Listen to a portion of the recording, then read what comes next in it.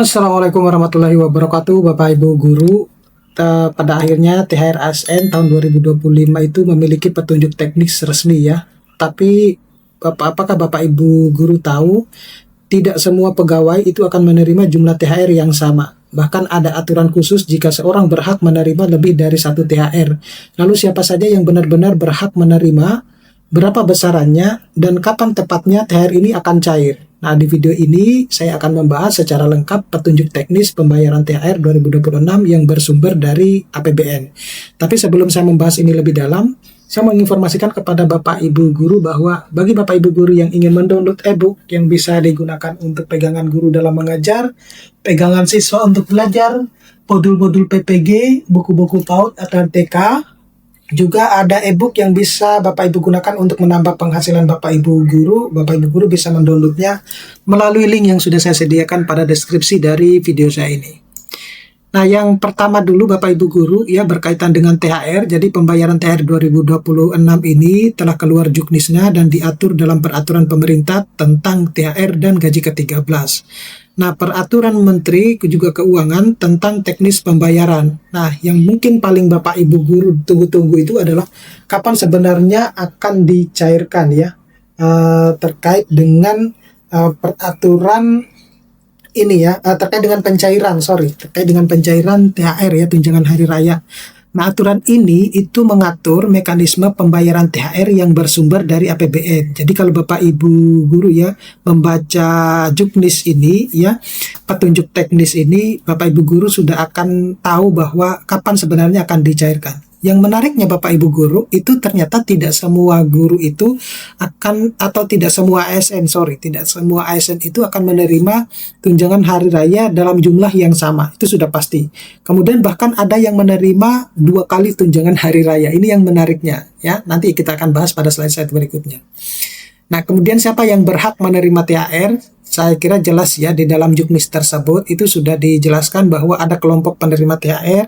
Dalam hal ini adalah PNS dan CPNS, kemudian ada P3K, ada prajurit TNI, ada anggota Polri, ada pejabat negara, pensiunan dan penerima pensiun, serta pegawai non-ASN tertentu di instansi pemerintah. Jadi teman-teman non-ASN pun itu juga bisa menerima THR ya dari pemerintah karena memang sudah disediakan oleh pemerintah seperti itu.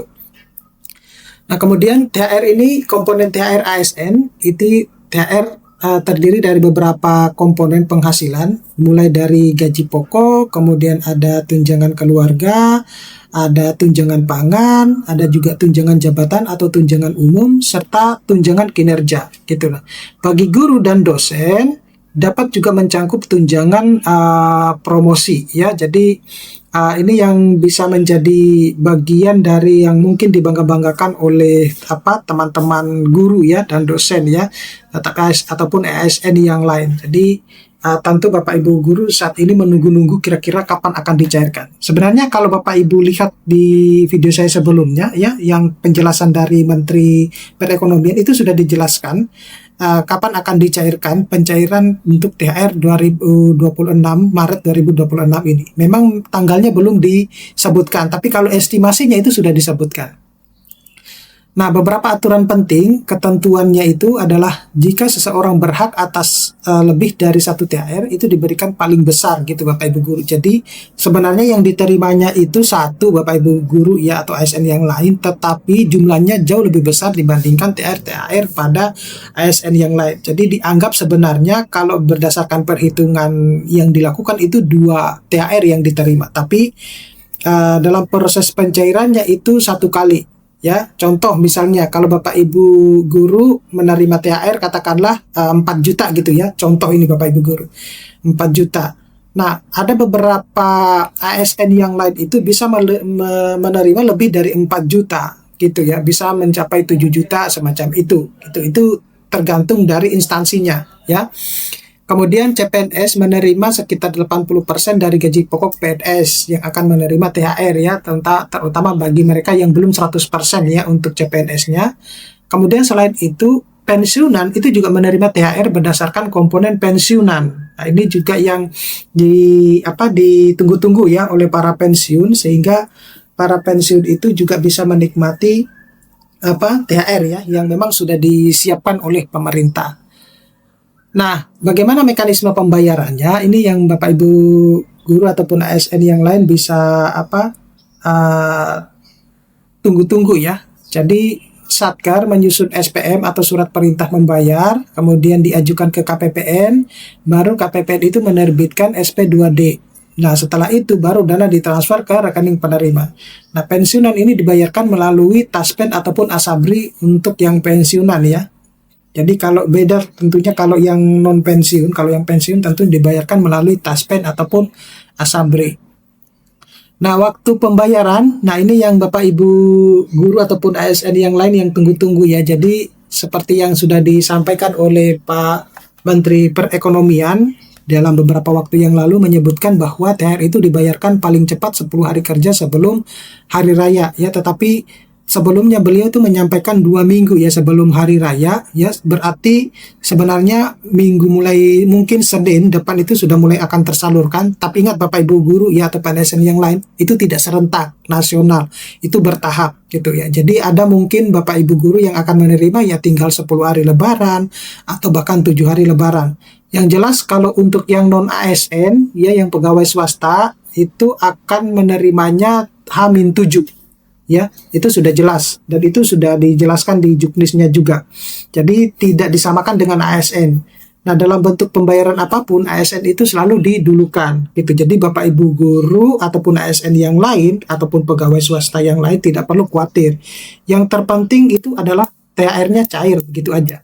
Nah, jika belum dapat dibayarkan berarti sebelum hari raya ya, maka dapat dibayarkan setelah hari raya. Ini juga ada beberapa kasus semacam ini ya Bapak Ibu guru ya. Seperti di tahun 2025 kemarin, itu THR-nya itu justru dibayarkan bahkan sudah takbiran, malam takbiran, ada juga yang setelah takbir, sudah setelah hari raya. Nah, itu gitu. Jadi, ini yang harus dipahami ya Bapak Ibu guru. Kalau misalnya kenapa sampai sekian itu, ya saya tidak berwenang untuk membahas hal tersebut.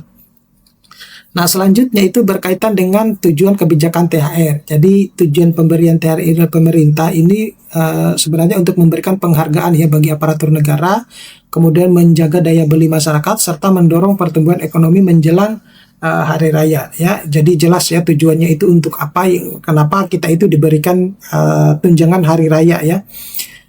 Nah, sebagai penutup ya, jadi jelas bahwa untuk kesimpulannya THR 2026 itu diatur melalui regulasi pemerintah dan sudah disebutkan ya.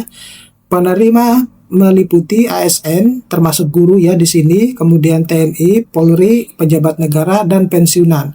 Nah, pembayaran itu dilakukan melalui mekanisme dari APBN Bapak Ibu guru ya. Termasuk di sini sebenarnya ada juga yang pegawai non ASN ya atau pegawai swasta.